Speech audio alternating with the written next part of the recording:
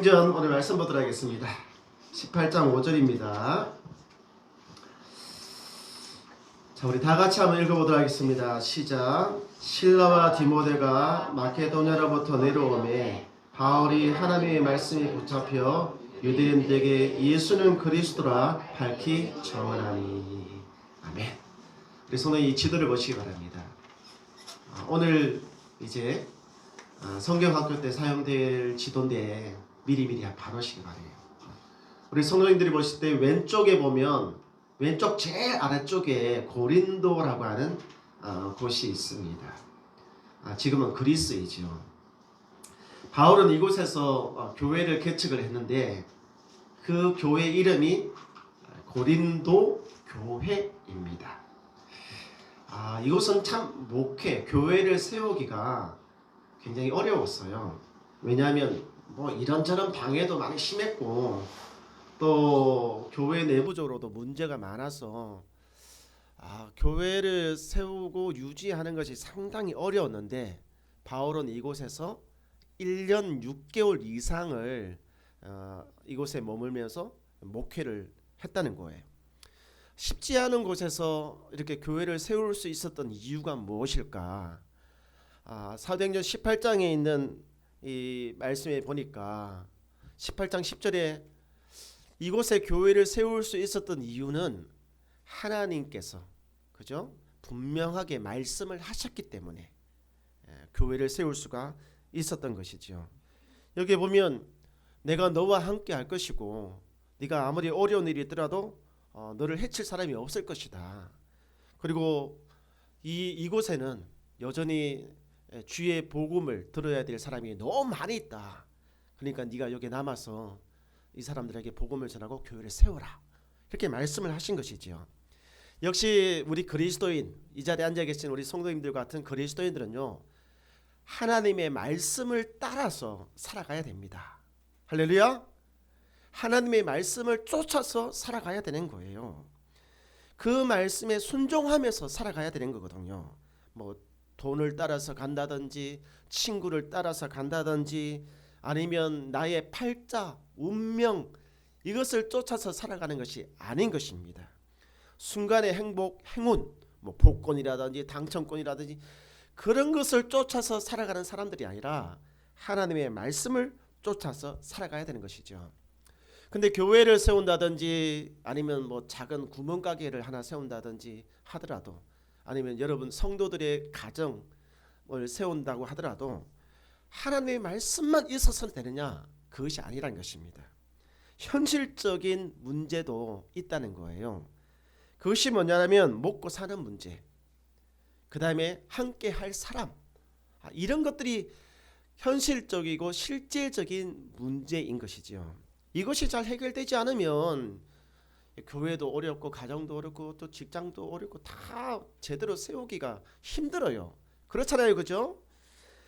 그런데 고린도에서는 이 교회를 세울 때 하나님의 말씀과 먹고 사는 문제와 함께할 사람, 이 세 박자를 그러는데 이 세 박자가 딱딱 들어맞았다는 거예요.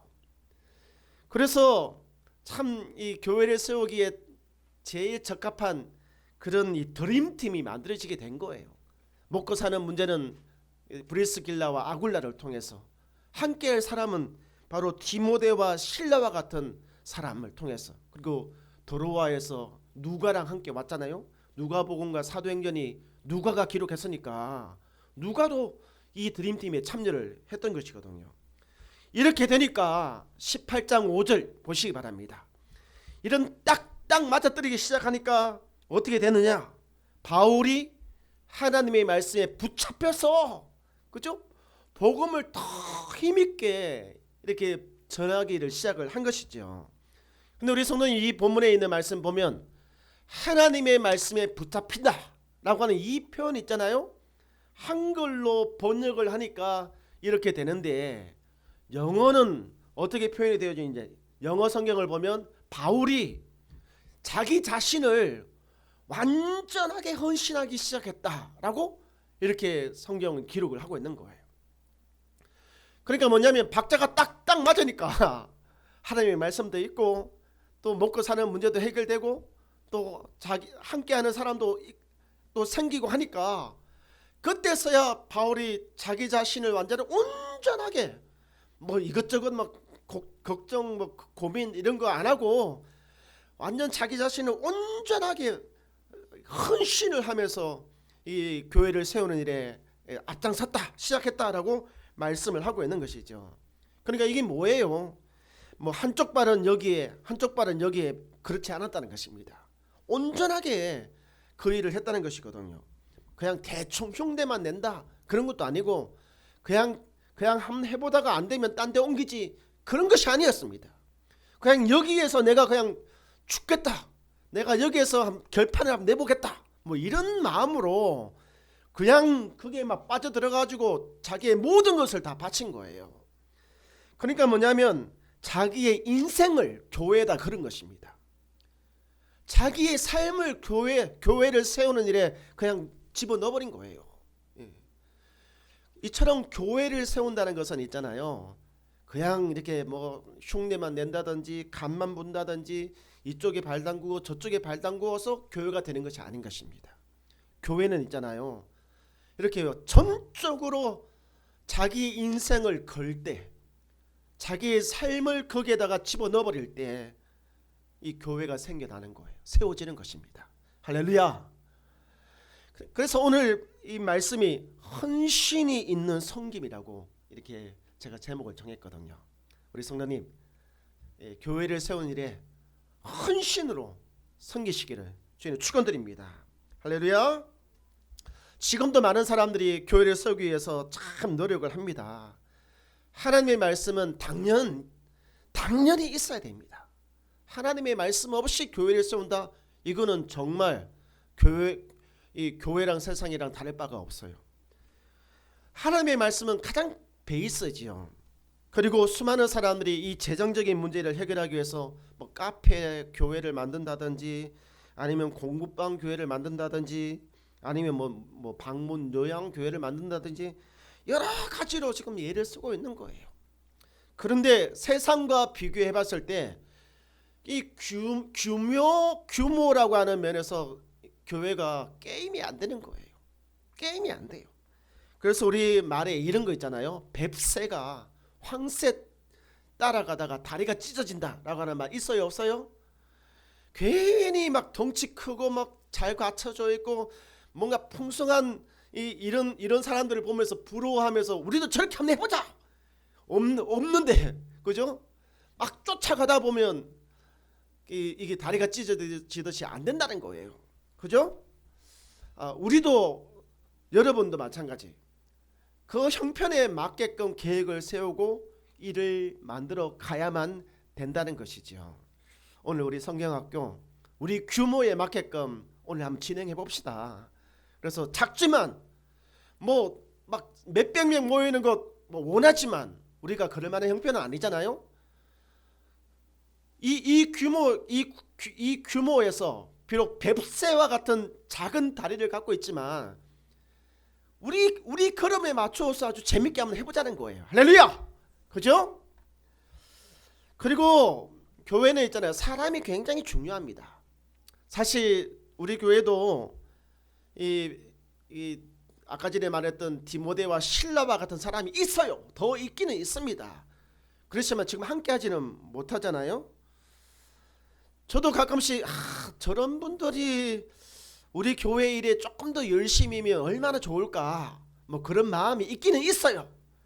근데 아직 때가 안 됐는가 봐요. 그렇지만 우리가 이 자리에 와 계신 그리고 관심을 갖고 있는 성도들만이라도 최선을 다해서 있잖아요. 우리의 삶을 교회를 세우는 일에 그리고 여러분의 삶을 여러분의 가정 공동체와 직장 공동체를 세우는 일에 한번 헌신해 보시기를 바랍니다. 할렐루야. 그래서 먼 훗날 주님의 그 심판대 앞에 섰을 때 너 뭐하다가 여기에 왔냐? 라고 물어보신다면 그때 당당하게 한번 이야기하시기 바랍니다. 저 교회 세우다가 교회를 세우는 일에 내 인생을 걸다가 여기 왔습니다. 라고 말이죠. 할렐루야. 그러면 우리 주님께서 굉장히 칭찬하실 거예요. 그리고 있잖아요. 제가 개척을 하고 이렇게 규모가 비교적 작은 교회를 섬기면서 참 작은 교회라고 나쁜 것이 아니에요. 제가 10몇 년 동안의 이 경험을 통해서 보면 작은 교회일수록 그 하나님의 은혜가 있잖아요. 더 넘쳐납니다. 정말 그래요. 하나님의 은혜가 때에 맞게끔 이렇게 부어 주셔요. 그 시기에 적절하게끔 하나님의 은혜를 부어 주신다는 거예요. 왜 그런지 아십니까? 왜 그러냐라면은 이처럼 작은 교회는 있잖아요. 한 사람 한 사람이 너무나 소중합니다. 제 입장에서도 그렇고 우리 성도들 입장에서도 한 사람 한 사람이 너무너무 소중하잖아요. 사람들이 몇백 명 있는 데서는 한 사람 없어도 없는가 보다 이렇게 생각하잖아요. 근데 우리는 한 사람만 없어도 야 이거 교회 어떻게 되냐 이렇게 걱정이 된단 말이에요. 그러다 보면 어떻게 됩니까? 목사인 제가 더 기도하게 된다는 거예요. 하물며 우리 하나님의 입장에서는 어떻게 했습니까? 교회를 세워나가셔야 되는 그분의 입장에서도요. 우리 성도들 한 사람 한 사람이 너무나 소중한 거예요. 그래서 시험에 들지 않도록 어려움 당하지 않도록 그분께서 있잖아요. 정말 기도하십니다. 도와주십니다. 도움의 손길을 잊지 않으십니다. 이거 기억하시기 바라요. 그래서 옛날 사람들이 그랬어요. 그리고 연세 드신 분들이 그랬습니다. 우리가 살아가는 동안 복을 받는 방법이 있다고. 그것은 뭐냐면 작은 교회를 정말 진심으로 섬겨보라고. 그러면 하나님께서 복을 주신다고 그렇게 말씀들을 하셨거든요. 정말 그렇습니다. 우리 성도님 디보팅 그죠? 완전하게 우리 자신을 하나님께 헌신할 수 있는 저와 여러분이 되기를 주의 이름으로 축원드립니다. 아멘. 우리 이 시간 함께 기도하도록 하겠습니다. 이 시간 기도할 때 주님 우리 자신이 교회를 세우는 일에 내 인생을 드리고 나의 삶을 드릴 수 있게 해달라고 기도하시기 바랍니다. 이쪽과 저쪽에 양발을 걸치는 것이 아니라 정말 내 마음을 다하여서 주님을 섬기듯이 교회를 섬길 수 있게 해달라고 함께 기도하겠습니다. 살아계신 하나님, 정말 교회는 나의 인생을 드려야 되고 나의 삶을 드릴 때 교회가 교회다워지고 교회가 세워진다고 하는 것을 이 바울의 삶을 통하여서 우리에게 알려주고 있습니다. 주님 우리 자신이 조금 더 주님 앞으로 다가가서 교회를 봉사하는 것이 아니라 내 마음을 다하여 내 뜻을 다하여 내 몸을 다하여서 주님 섬기듯이 교회를 섬겨나갈 수 있도록 도와주시옵소서. 그래서 먼 훗날 이곳에 떨어진 복음의 씨앗이 반드시 이 메마른 시기를 거쳐서 열매를 맺어 나갈 수 있도록 역사하여 주시옵소서. 이 교회를 섬기는 사랑하는 당신의 자녀들의 삶을 몸을 바쳐서 인생을 바쳐서 섬기는 당신의 자녀들의 삶을 축복하여 주시고 더 큰 복을 부어주시기를 주여 간절하게 원합니다. 주님께서 은혜 위에 은혜를 더하여 주시옵소서. 살아계신 하나님, 교회를 위하여 교회를 섬기기 위하여 자신의 삶을 드리는 성도와 교회 위에 주의 은혜가 더 풍성하게 임하게 되기를 원합니다.